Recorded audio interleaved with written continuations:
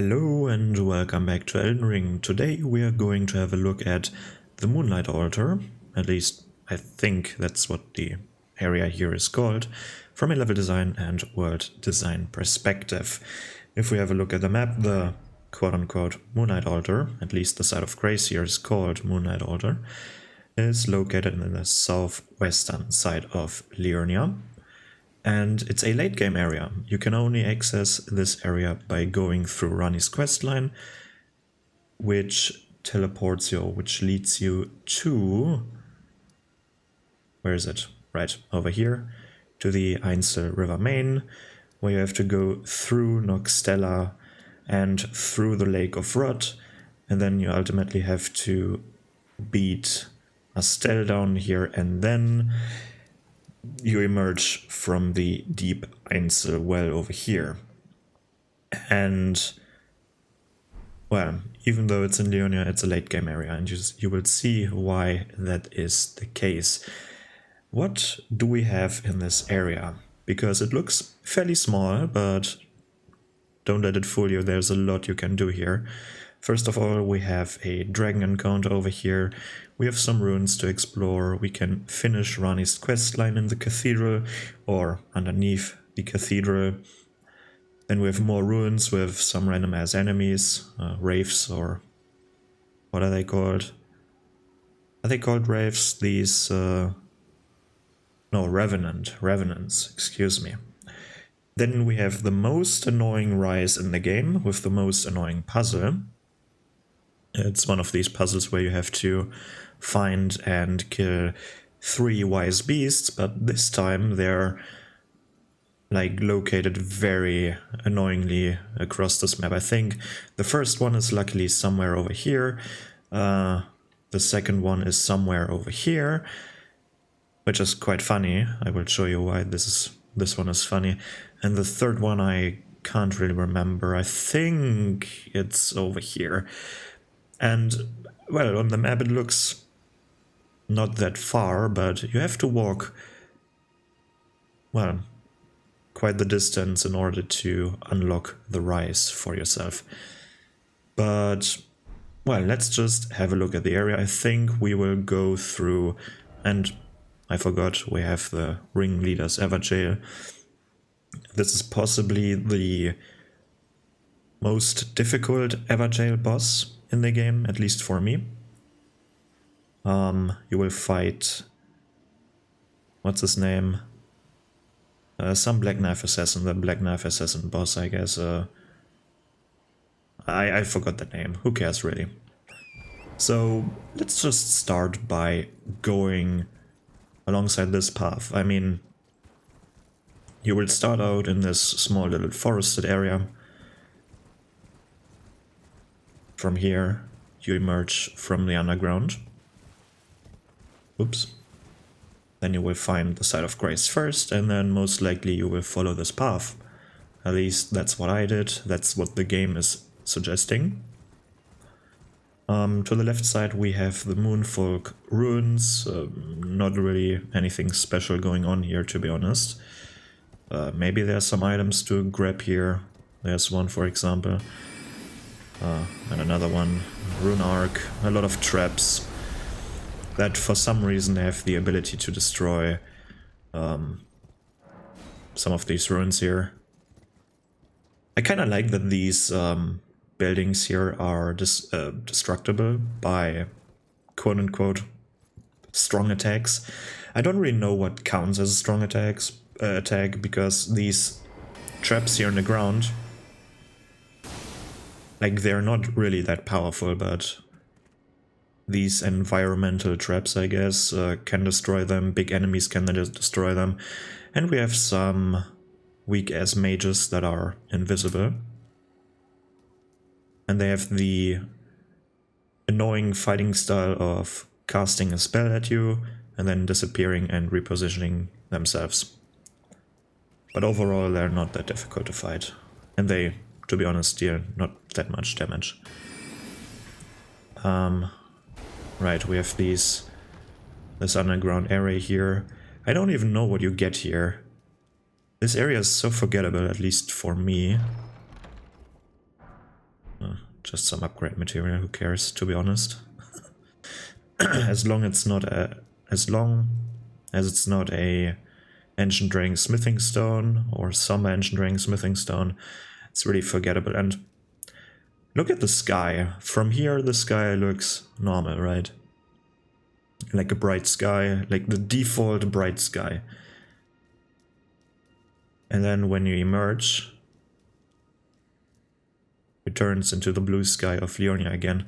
This is always funny in From Software games. They have these, let's call them barriers, where all of a sudden the lighting is changing. For example, if you've played Dark Souls 1, there is a very big shift in the lighting when you are in the... What's it called? In the... Oh man, what's it called? Where you fight the Gaping Dragon. The Depths? I think they're called the Depths, when you're in the depth and then you want to go to Blight Town. There's a big ass shift in lighting. I think it turns green or something like this, and this is always funny, and they haven't really improved in this game either, as we just saw. Maybe the transitions are smoother, but they're still visible, which is always funny. Yeah, why is this area called the Moonlight Altar? I guess it's the... and there we have the dragon encounter. I guess because it's the highest up area in Liurnia. Like, I think the mountaintops are still higher up than this area, but this is the second highest area. And we also can see two moons, if we have a look. I guess you can see them all around Liurnia, but here we have, I guess, the normal moon, or the bright moon, I don't know. Renala's full moon, I guess. Over here we have a secondary moon. This is quite interesting. So Elden Ring's world has two moons, potentially three moons. Maybe there's a third one, but we can't see it. Yeah, this dragon is a named dragon, or one of the named dragons. What is this one called? Let's have a look at the spell you get from killing him. Or her, I don't know. Adula. This is the dragon Adula. And defeating this dragon will drop Adula's Moonblade. This one looks pretty cool. Black dragon. Or wyvern, I guess. With these blue crystals growing all over it. Even the eyes got destroyed by the glintstone crystals. I guess glintstone is a corrupting matter. Like, if you eat too much glintstone or work too much with glintstone, then you will slowly grow glintstone inside of you. As we've seen with a lot of mages. Especially these like Lusad and Azur and stuff like this. Like, these crystals are literally growing out of their head, for example. And well, this happens to dragons as well. But in return, they can use magical attacks. Isn't that great? Well, over here we have the Cathedral of Manus. What was his name? Manus Celis? I don't know how to pronounce that. Never heard of this guy. I don't know who this guy is, to be honest.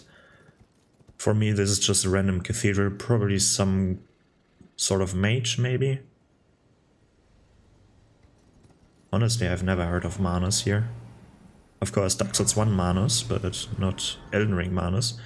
Is he one of these mages here, maybe? No.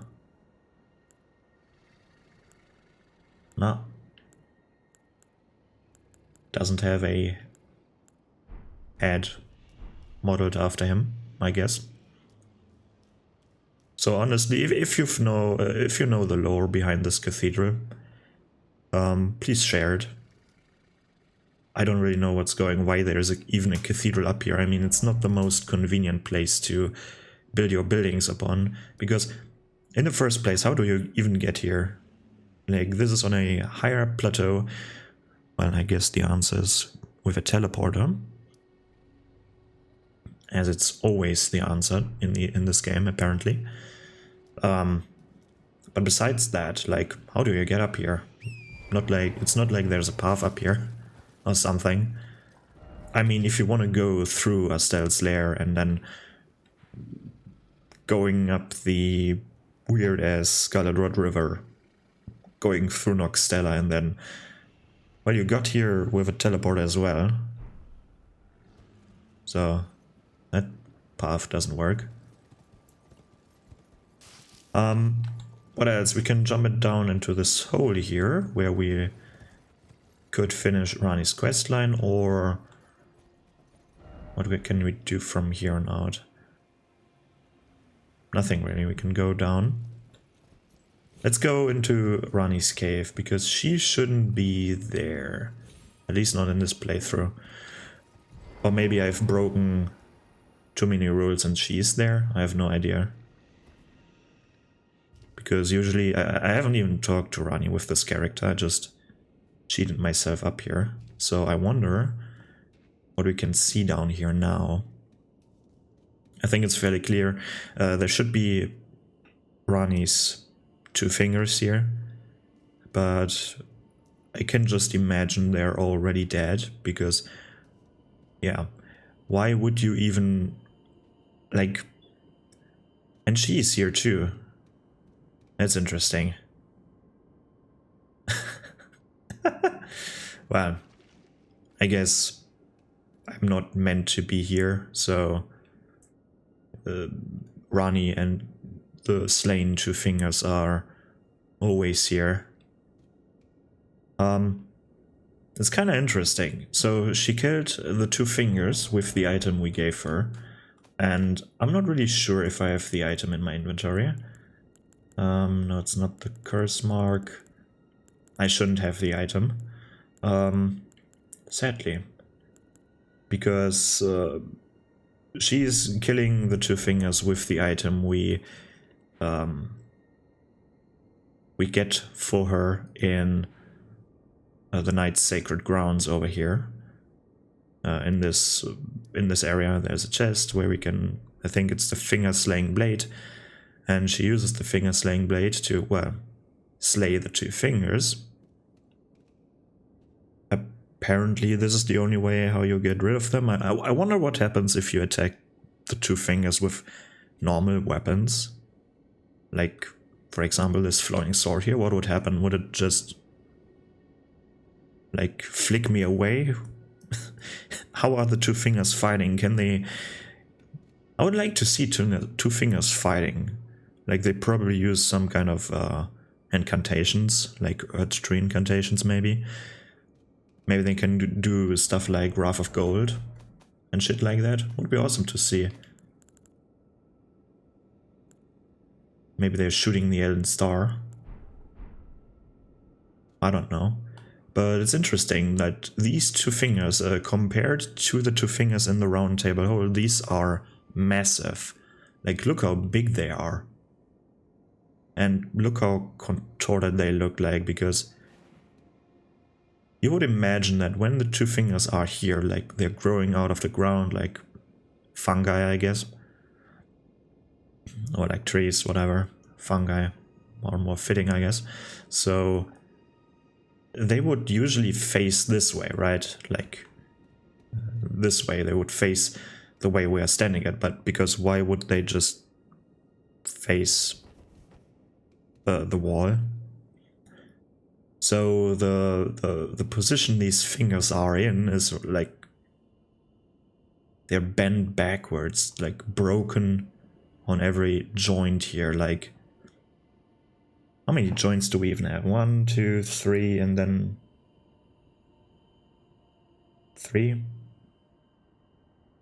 Yeah, 1 at the knuckle and then 2 further on, and like there should be 1 bent in the opposite direction. The finger is bent as well. 3rd here, I guess there's the knuckle somewhere. It looks disgusting. And the fact that there are mushrooms growing here, like, Aren't these the same mushrooms that are growing on the Harlech tree? Like, isn't this an indicator of scarlet rot? Are they already rotting? Because it would kind of make sense.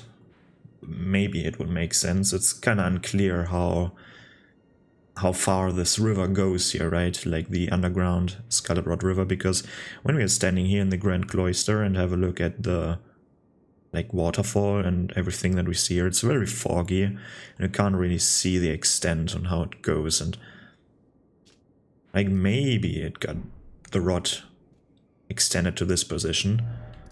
I mean, the Scarlet Rot is already, or the rot itself is already underneath this plateau. There's a poison lake here. So maybe this poison lake infected these two fingers here. Or maybe not. Who really knows? I don't. Where are we coming from? Was this the area where we came? Yeah, okay. It's also kind of weird how the two fingers got here. Like, I would imagine they're growing on the worst, like, on weird positions, because we have one in the round table hold, right? Like, are they just growing there, or like it's in a building?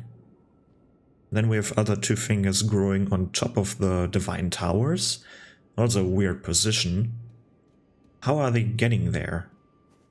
Like, are they like plants or mushrooms and you can just pluck them out of the ground and plant somewhere else? Is that possible? Because in the first place, how do they get on top of these divine towers? Like, you can see some soil there, but if you look underneath the soil part, there's this big ass elevator, the elevator shaft where you climb up the divine tower. How do they get there? Maybe they did.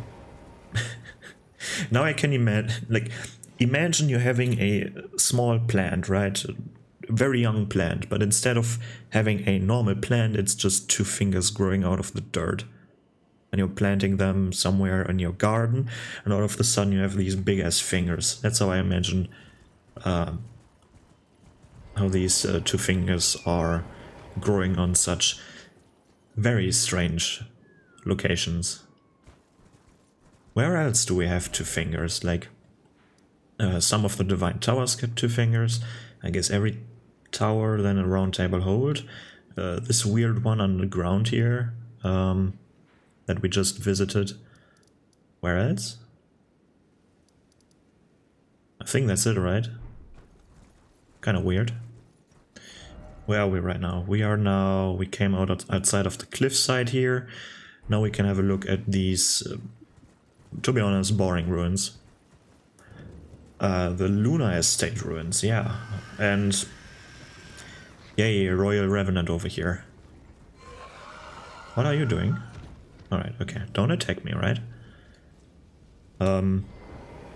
Another ruins were more ruins with Royal Revenants. I don't really know what's the prerequisite is for the Royal Revenants to appear, because they're already, or for Revenants in general, they're around this area here in Liurnia. But I guess they can be found in the lake itself around, well, in Liurnia in total, at the lakeside, more to the south.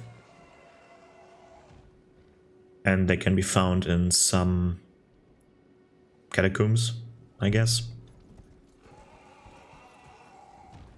Kind of wonder how they appear to exist. Like, they clearly have this, if we have a look at the smoke around them, like the yellow-black smoke, this is, of course, the Death Blight smoke. So they have to do something with the Prince of Death. But why exactly they appear in this area is kind of strange. I would expect them to be around areas where there's a lot of death root, but apparently they're not. Okay, that's enough. It's getting quite loud, the screams of this one. So let's just stand here, because you would imagine the Royal Revenants, or Revenants in general, to linger around areas with death root. Like, this area, for example, and maybe the Summon Water Village and stuff like this, where there's a lot of Deathroot, and also in some catacombs where there might be also some Deathroot, right? But in contrast, we have them in areas where, like, okay, to be fair, if we have a look at the Laskia ruins here, they're not so far away from the next Deathroot area, but, well, on the other hand, they are quite far away. So I wonder how these are existing in some areas but not in other areas. What's next? This is just a path through the ruins, so let's go down here. And, well, as you can see, this area is quite big.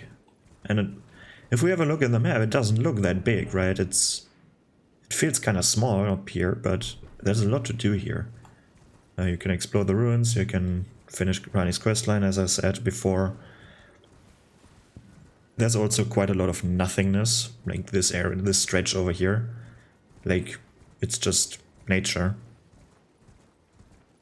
And I guess these are, I would call them the weaknesses of Elden Ring. Like, the nothingness. Of course, it's... I don't know how to describe this experience. I'm honestly not a fan of just doing nothing. But it kind of reminds me of, what's his name called? Shadow of the Colossus, right? Where you're just riding around. You're basically just finding the Colossi, and then you're fighting the Colossi. But in between that, you're doing nothing. You're traveling. You have to, like... And kind of reminds me of that a little bit. And I'm not really a fan of that gameplay loop, like doing nothing. I mean, yeah, sure, you can have a look at the surrounding area. Not really that special. And why would I even fight these crystal snails in there, or the wolves? Why would I fight them? Why am I not just riding past them? And I feel like this is one of the... I don't want to call it problems, because this is not really a problem, but this is one of the reasons why I'm personally... why I personally think that this game has a... How do I say this? A lower replayability than the Dark Souls series, just because it's so much walking around. Like, this game is a lot of traveling, and compared to the Dark Souls areas, or the Dark Souls titles, it's a lot more walking and a lot less fighting. Like, the exciting part, at least for me. Now that we have done this, like examined this book, I guess, the 3 wise beasts appear. Prior to that, you can't find them. You can't just kill them prior to spawning them. And here we have the first one. And because it's fun, let's do all of them. Because it's really that much fun to do that. And to be honest, it's not fun at all. At least not for me. Like, I really don't like this. Like, it's cool the first time you're doing this, like... But, well, why do I put away the arrows? We will need them later on. At least for the other one. So this was the first one. Easy enough, very close to this thing. But because the game is giving you no hint where you have to search for them, you basically have to, like... How do you even search for them? Because the other rises... towers, mage towers, whatever you want to call them, they were always fairly close together, but now they're quite far away. I wonder how you are supposed to find them. Because it doesn't feel like the game is giving you any clues, and I don't know about you, but I don't find it fun to search for these things. Because there's no range limitation, there is no hint the game gives you. So you basically have to, well, theoretically they could be everywhere on this plateau, and I find that a little bit excessive. That's a little bit excessive to me. The other one is right here. It just spawned now. You couldn't even see it from further away. Let's have a look. Put that arrow away. Holy shit, it's hard to talk today. Yeah, it's... When is it despawning? Here. Like, you can't even see it from further away. You have to get closer, then it appears. Like, this is the second one. And... Hello? Can you please... die? Thank you. So this is the second one. This is... I think this is the worst one. The gimmick one, which is the third one, or at least for me the third one. I quite like the third one, because it's a fun gimmick. But this one is just boring. The location of this one that we just did here is quite boring, to be honest. But yeah, the third one is quite fun. Let's just go past this area for the third time now. It looks quite nice, this forest area here, with the crystals and the, I guess, the animals in between. And I wonder why exactly the glintstone is growing on these snails. Are they eating the glintstone, or what is going on here? Because it's not growing on the wolves that are nearby.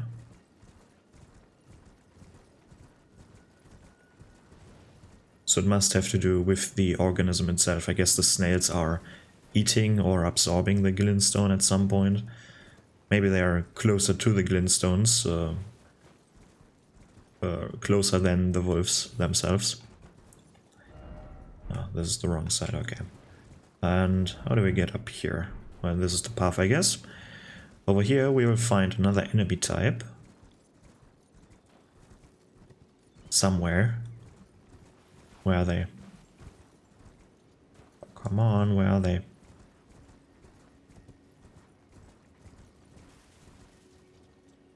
Are there none over here? Are they all in the upcoming area over here? And why is it lagging so often this time around? Well, this is not the enemy I was talking about. This is of course another version of the Red Wolf of Radagon. They like to, well, hang around magic areas, I guess. And it feels quite random, like, what even are the Red Wolves of Radagon? Because to be honest, they look kind of like foxes, like, they have the color of a fox, but what's the deal with them? Are these Radagon's wolves? Like literally his wolves? Were they raised by Radagon? Why are they red? Or is it because they're red and they have an affinity to magic, why they're called the Red Wolf of Radagon? Probably not, because there was one in Raya Lucaria, so they must have a connection to Radagon. But if they were just raised by Radagon, then why are they bearing his colors, like the orange fur? Did he create these wolves? Maybe out of himself somehow? Well, this is the area, this is the enemies that I was talking about before. We have Crystallians here. Quite a lot, to be honest. Usually they are not that dangerous. You don't really want to fight them here. I don't see a reason to fight them here. They're just existing, I guess. I don't even know why they would put them here, other than from a lore reason, because from a level design reason, like, there's nothing here, like, there's no reason to fight them. And I think this is my biggest problem with this area. You don't really have to fight here. Like, they are enemies, but Like, why would I fight them? There's nothing here. They're not protecting anything. They're not protecting a chest. They're existing here, like animals, for example. Animals are there to make the area feel more alive, and I guess that's the reason why they're here as well. Because of the lore, not because of any level design. At least not for gameplay purposes.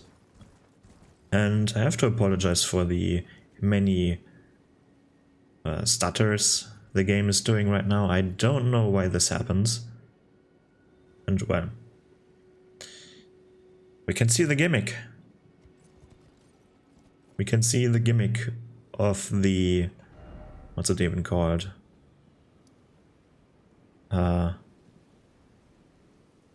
Chilona? Chilona's rice? Whoever Chilona is, or however you pronounce that. Yeah, the last wise beast is floating in the air. And you might ask me now, like, how am I supposed to get there? If you don't have any ranged weaponry, I guess we can do it now. You can do this without any ranged weapons, without any magic, because, where is it? There. And I guess you have to find this by, like, try and error. Because there's this random ass spirit spring here. Like, it's not doing anything. And you're supposed to land on the turtle. And I guess, now that I think of it, with the game not indicating stuff, I have to check it, but I don't want to go there. To be honest, I don't want to go here a fourth time. Like, first time we went this way, second, third time now.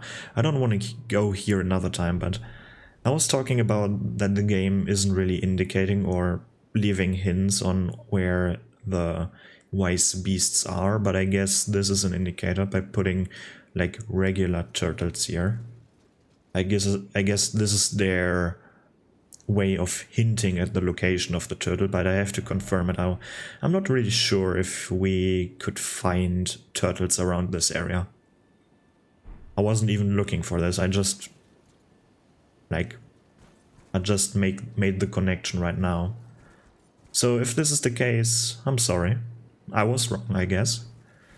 Not the first time that I was wrong, but, well, it doesn't really matter. Right? I mean, I guess this speaks for itself that it's a fairly easy to miss hint, to be honest. Over here we have the ringleader's Everjail, and, well, let's just go in there and have a look at the boss.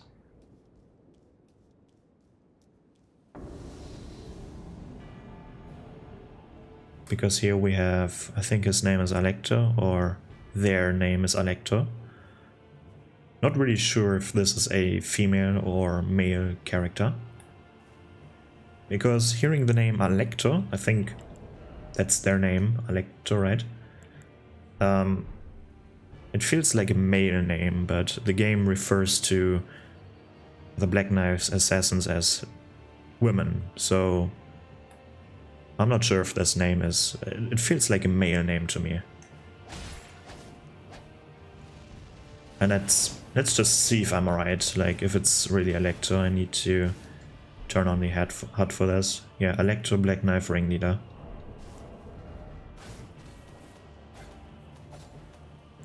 Let's just turn off the HUD again and get rid of them. I think this is the...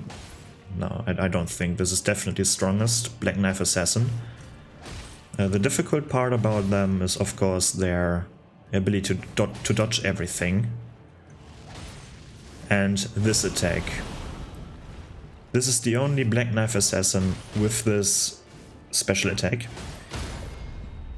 Other Black Knife Assassins, if they are doing this jump where, like, they're putting the dagger in the ground, like this one, they're doing it without the AoE.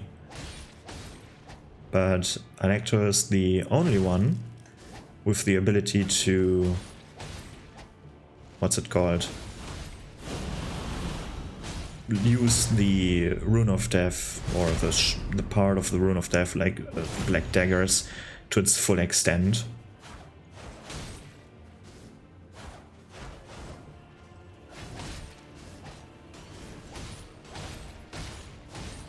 Can this one die already? Finally. You get the Black Knife Tish. Ashes over here.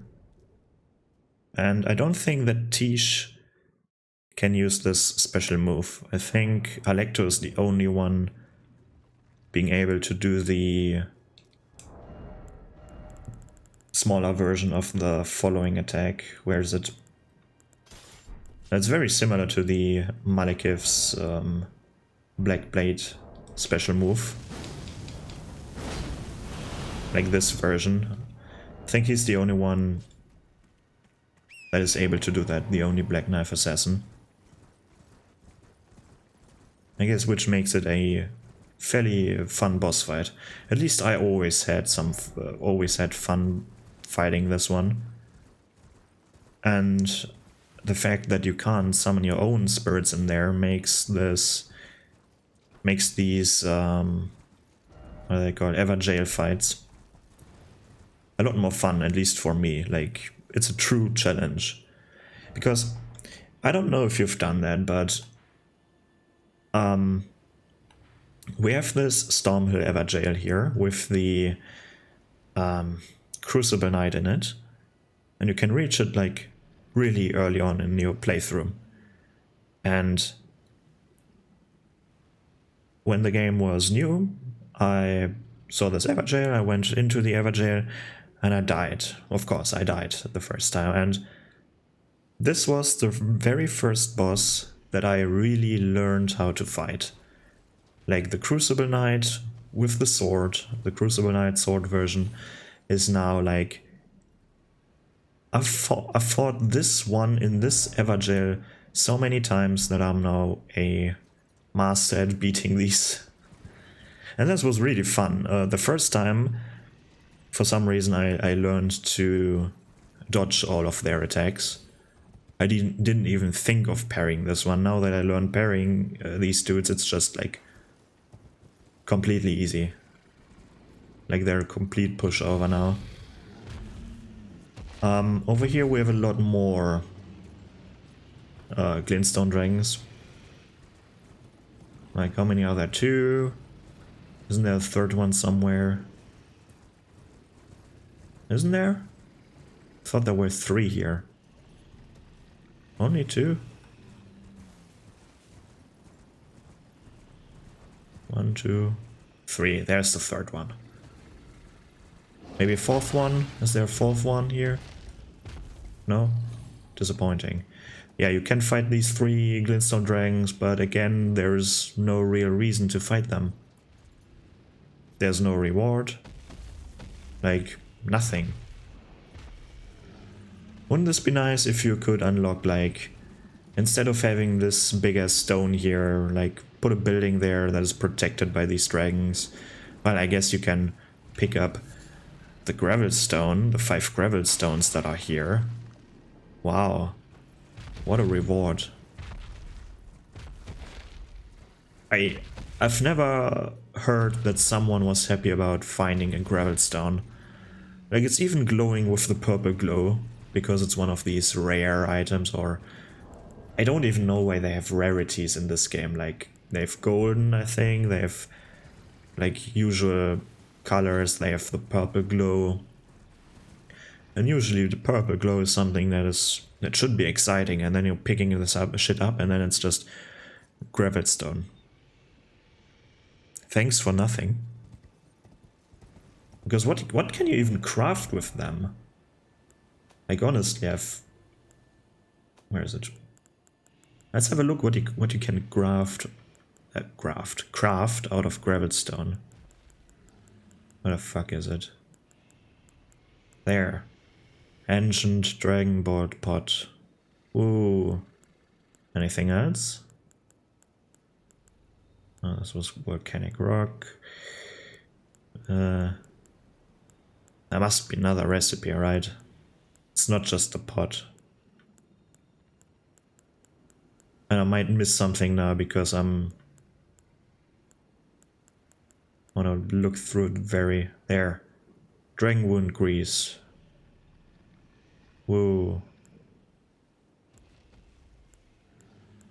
Honestly, I've never used dragon wound grease in the entire playthrough.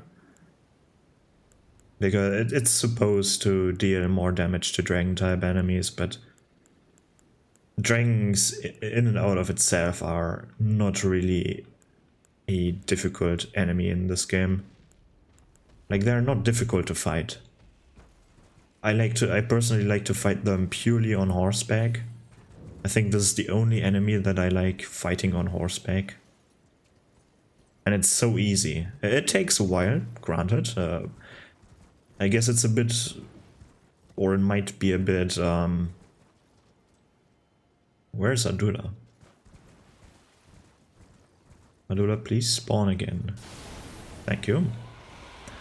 I guess it's a bit more optimal to fight them like hybrid, like fight them on foot, and then when they're doing one of their AoE moves or something like this, you might want to flee on torrent. But I never do this. I always fight on torrent. It's like the way I like to fight them. Let's end this episode at the rise here. Let's have a look what, and I guess this area is called the Moonlight Altar. Let's have a look what item we get from freeing this rise. Must be something good, right? And if I remember correctly, this is quite a good item, quite a good spell you're getting from here. Is it Rani's Dark Moon or whatever it's called? I can't really remember, so I'm not 100% sure, but I think this is the one. Oops, almost fell down there. Where is it? Show it to me. Yeah, Rani's Dark Moon, nice. If we have a look at the Dark Moon spell over there. Legendary sorcery, symbolic of the Carrion Queen.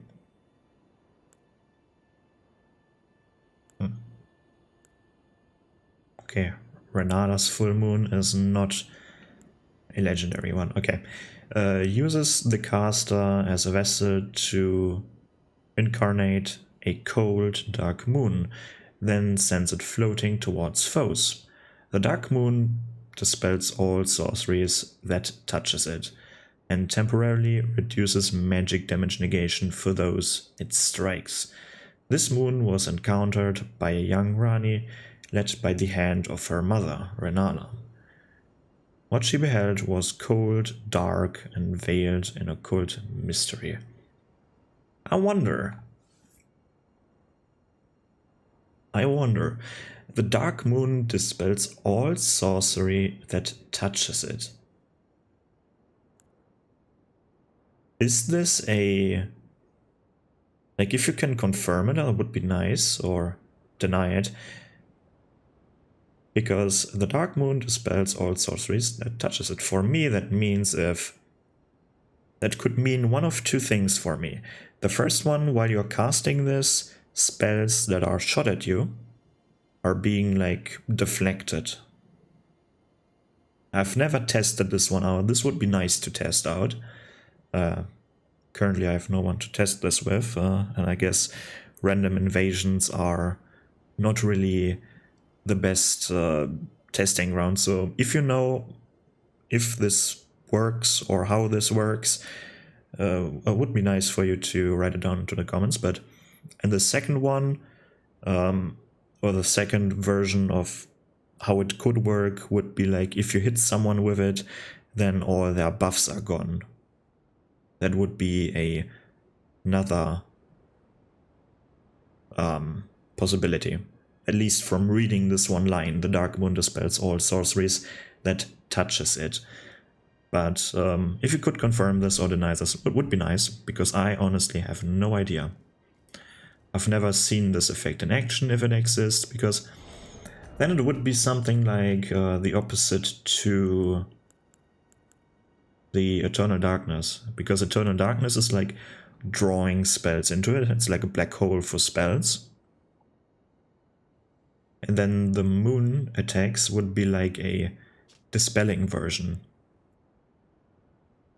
And it's kind of sad that Rani's Dark Moon is stronger than Renala's one. Or, I mean, it's not sad, but I wish they had different effects, because they both say they're reducing magic damage negation, but the reason why Rani's Dark Moon is better is, first of all, it requires slightly less intelligence, like 2 intelligence less. That's a plus. It costs a little bit more FP, but you're also dealing cold damage. Like, you're also inflicting, what's it called, like frostbite. And if I'm not wrong, frostbite reduces armor as well. Is that right? I don't want to talk total garbage here, but nope. Where is it? Explanations. Where is... I don't think it tells me here, right? Oh, this is death. Where is it? Blood loss and frostbite. Yeah. It's not telling me. Maybe if we have a look at... Kind of wish... Is there... Now I want to know that. Excuse me if it's... Is there a tutorial telling us what exactly... No. At least I couldn't find it here. I would like to see a tutorial on what specific status effects are doing. Because some are clear, like Deathblight, it's killing you instantly. Not that hard. But some are a little bit obscure. Because Frostbite, I might be mixing things up from previous games where there's frost, but it's dealing damage, like a small burst of damage. Maybe it reduces stamina recovery, and maybe it tinkers with the defense of the target. I honestly don't know. Write it down to the comments what Frostbite is doing. Or maybe don't, because I'm looking it up now. Maybe you can write it down for other people. I don't know. But yeah, this was the Moonlight Altar, I guess. Let's talk about the level design, because, well, honestly, it's nothing special. But I want to point something out on the map. I've already talked about this in the Village of the Albinaurics episode, but I'm pointing it out here as well, because I don't like the fact that you can't really see, or there's no way to toggle between these different heights here. Like, you have the Village of the Albinaurics, which is underneath this area. Like, if I go to the Moonlight Altar, and I go right over the Albinauric area here, like, it's underground, like it's in the cave underneath us, and there's not really a mechanic on the map that is telling me that this is underneath. Maybe they could have like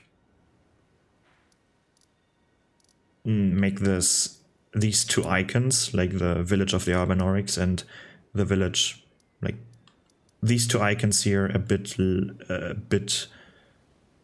less, how do I want to say it, like darker maybe, so that it indicates that these are underground. I don't know, it's kind of hard. Maybe they need some, I guess this is the problem with verticality in this game, like on the map itself. Like, you can't really tell what is now up and what is down somewhere. But I guess because this is the only real area where it could potentially lead to some minor inconveniences, it's not really something that you really have to change on the map. Like, this is just a minor gripe here. But let's talk level design, because level design here is quite you have a big area, you have many different things, like you have where there's sorcerers, you have a dragon fight here, you have like 3 dragons chilling here, you have, maybe these are the children of Adula, who knows. Then you have some ruins with some, what are they called, revenants here. You have this weird as rise puzzle that needs you to, or that demands of you to go to this area, to that area, and then have, this is the best one, the turtle in the sky. This is a fun one. I like this puzzle part, but the other ones are just meh, to be honest. Especially this one is far away, and you have to backtrack depending on where you came from. It's not really cool. The electrified is pretty cool. Kind of makes sense that he's here, or they are here. Still don't know if this is a male or female character. Doesn't really matter, to be honest. I still just want to know if they're male or female, because for me Electro is a male name, but who cares. With the running ending here, with, like, there's so much stuff here for a fairly small area. Like, story, exploration, rise puzzle, weird as Wolf of Radagon over here, dragons here, a dragon fight here, Everjail here. Like, there's a lot going on here in this fairly small area, and that, but it still feels too open, at least for me. Especially in the area down here, or especially in this part, there's a lot of nothingness. And this is something that I don't really like. Just walking around. Can be quite relaxing, I guess, is what I want to say, but it also can be boring. It depends on how you're feeling at the time you're going through the level. But yeah, level design is okay, I guess. Could have been better. Lore-wise, first of all, how do we get here? Or world design-wise. Like, you have ruins where people lived in, we have a cathedral, and we have like this weird-ass deep Ainsel river well that leads you to the area of Astel. Like, why even having this well? Why even having this? I don't really get it. Of course it's there so the player character can emerge from here. But why even having this in the first place? Why not just having a lame-ass teleporter in one of these ruins that you can teleport from somewhere to? Like, I don't get it. It's not like there's a ramp up here. So you must have a teleporter somewhere. At least at some point in the story of this world, right? There must have been a teleporter once. Of course not for the player to take it, but I mean for the people who once lived here. Or were they just stuck up on this plateau? Who really knows? I don't, but level design is quite nice. I really like the nature aspect of this area. But the ruins are quite boring, to be honest. Yeah. World design is a bit meh-ish. But I guess it fits the purpose, so I can't really say that it's bad, it's just not my favorite area. And I think that reflects it, but to keep this video under 1 hour, I'm ending it here right now. So let me know what you think about this area. And that's it from me. Goodbye.